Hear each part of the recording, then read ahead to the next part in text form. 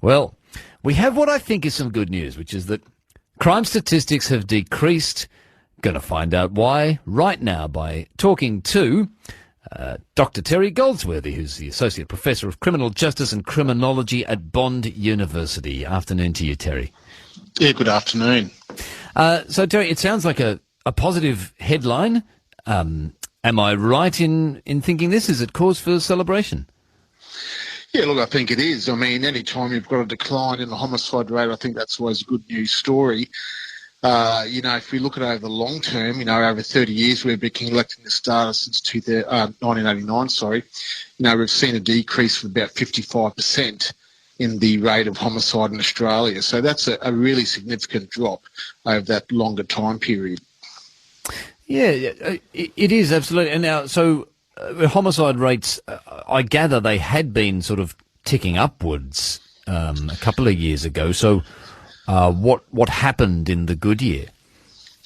Yeah, look, we had an aberration not last year, but in the year reporting period before, which was primarily when the lockdowns were starting. And look, there's no real explanation for that. Sometimes these things are quite hard to explain when they're a one-off, as that was. But the overall trend for many years now has been a decline in the rate. And look, we did see that upswing for 1 year, and we were looking with interest to see if it would continue.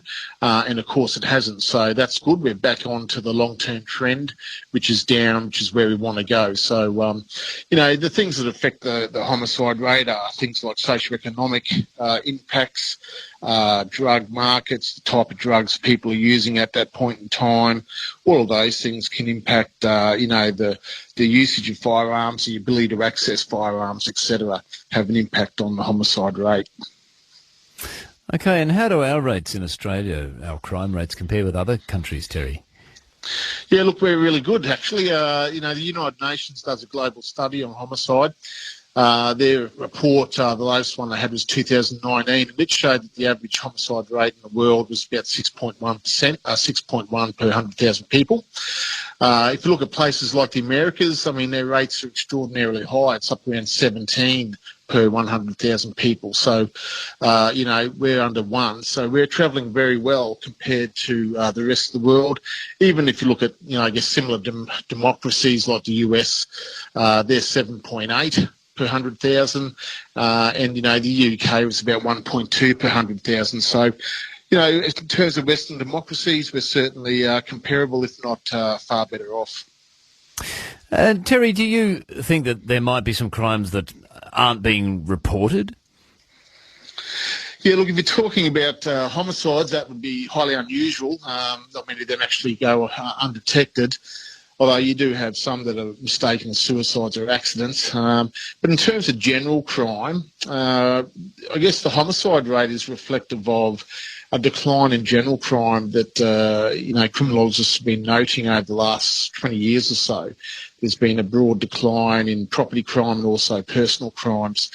An exception to that would be sexual offences, which has risen substantially in recent years. And I think you probably attribute that to there being a wider understanding of issues around consent and what isn't consent, the exploration of what is acceptable behaviour and what isn't, and an encouraging of people to come forward and report it. So things like the Me Too movement, the Time's Up movement, I think substantial contributors to us seeing increase in terms of the reporting of sexual assaults.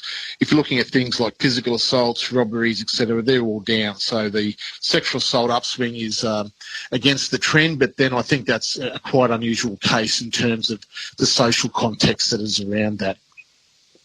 If you've just joined us, we're talking to Dr. Terry Goldsworthy from Bond University about the fact that the Australian crime statistics have decreased. When we say that in the headline, Terry, are we just talking? So we're just talking about homicide has decreased, but this is not the case necessarily, as you mentioned, for other types of crime. Is that right? Are there other types of crime that are going up or also going down? Well, look, the ABS captures statistics in relation to some of the broad categories of crime, like property crime, which is stealing of vehicles, break and enters, etc. They've all been declining on the ABS stats. In terms of personal crime, they look at assaults, face-to-face assaults, threatened assaults and sexual offences. Everything's been going down except sexual offences. So, pretty much in terms of the nation, that is. I mean, you have exceptions to that, like in Queensland, for instance, last year we had a 7% increase in our crime rate and substantial increases in property crime offence rates up here. So whilst Australia generally, crime is going down, you need to, I guess if your listeners are in Queensland, they'd be going, well, that doesn't sound right. There are permutations within that between the states. Oh, I see. Yeah, okay, that's interesting. Well, you might be listening in Queensland if you're using the ABC Listen app, which I'm told to tell you ought to use. But now, what about drug use, Terry? Is there a correlation between recreational drug use and crime statistics? Look, there is, and the AIC does some, drug use monitoring studies that they do of watch house detainees. So people are arrested and they can agree to undergo testing to see what drugs they've used, and they're questioned about their drug use.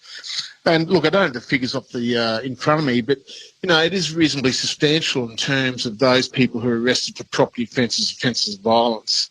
In terms of drug usage, for assaults, for example, my memory seems to tell me that, the use of alcohol was extraordinarily high in terms of those people arrested for violent assaults in public places. So the drugs do play a contributing role in terms of personal offences, and they can also do so in terms of property offences where someone may have a habit and need to feed that habit by committing property offences and getting the proceeds of crime to pay for their drugs. And prisons, we keep hearing that they're very full, Terry. Why are they so full? Well, yeah, I mean, I haven't looked at the prison numbers for a while, but I mean, we do have a fairly high incarceration rate in Australia, and it's worth noting that in Queensland we have one of the highest incarceration rates in Australia from the last data that I saw. And we're actually building 2 new youth detention centres. So, I think the issue is that, sometimes you can have those high prisoner rates because you do have an effective law enforcement system where your police are actively engaging with people who commit crime and dealing with them, and the courts are punishing them in terms of giving custodial sentences. So it is complex in terms of, why prisoner populations are going up when crime is going down. So, you can have, as we have had in Queensland, for example, youth crime overall has declined, but we saw a substantial rise in what we call serious repeat offending youth.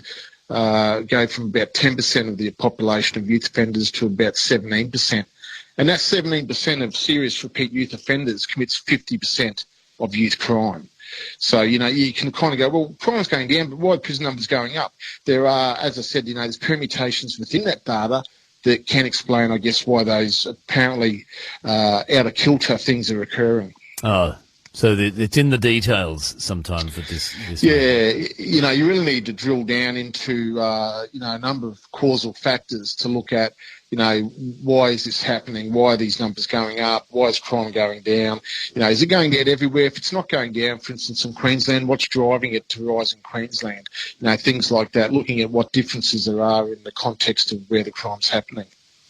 Okay, if you just joined us, we're talking to Dr. Terry Goldsworthy from Bond University about the decrease in at least some types of crimes in Australia. The statistics are going down. We haven't touched on white-collar crime, Terry. Do you have statistics on that? Not off the top of my head, but I can tell you that during COVID, our online frauds went through the roof. And that was something that we observed across, the globe. People who were forced onto the internet to transact, etc., that couldn't get out into physical spaces. And it just provided an environment for more predation online because, if you look at why crime occurs, you have a suitable victim, a motivated offender and a lack of guardianship. It's what's called the routine activity theory. It's one of the theories why crime occurs. And in that case, people getting online and perhaps weren't used to doing their shopping online or purchasing online, etc. And it just provided a more target-rich environment for those people who were on there and engaging in those kind of criminal targeting activities. So certainly we saw fraud, in the particular online fraud, increase dramatically during the COVID lockdown and the pandemic. Now, you would expect that should decrease now we've come out of the pandemic lockdowns as such, and we're returning to our normal routines of physically going out and buying things. And Terry, I mean, I guess the facts and figures are one thing, but also how safe people feel is a different thing. Do the facts and figures correlate with people's perception of how bad crime is? Look, generally, I don't think they do. I mean, if you ask most people and said, are we in a more violent society? I suspect most people would say yes. And I put that down to the fact that we are bombarded now with news 24/7. I mean, on your social media, Facebook, Twitter, whatever, there's always news stories breaking. And, as the media cycle it's attracted to things that will grab people's attention. So, usually the more violent a crime, the more exposure it will get. The more bizarre it is, the more exposure it will get. So I think we're seeing more of that, and that certainly influences people's perceptions as to the environment they're living in. Yet when you look at the data, it would suggest to us, well, no, you're actually safer going out in public spaces than you were 10 years ago. But, the public don't necessarily feel that, and that's quite important, because perceptions of crime can be as debilitating as the real crime. If you've got someone who goes, I'm not prepared to go out because I'm scared that something will happen to me, even if the chances of that are quite remote. Oh, well, that's an interesting one. Look, I think you've made me feel at least a bit safer, so thank you for doing that. Well, that's good. Yes. Oh, look, thank you.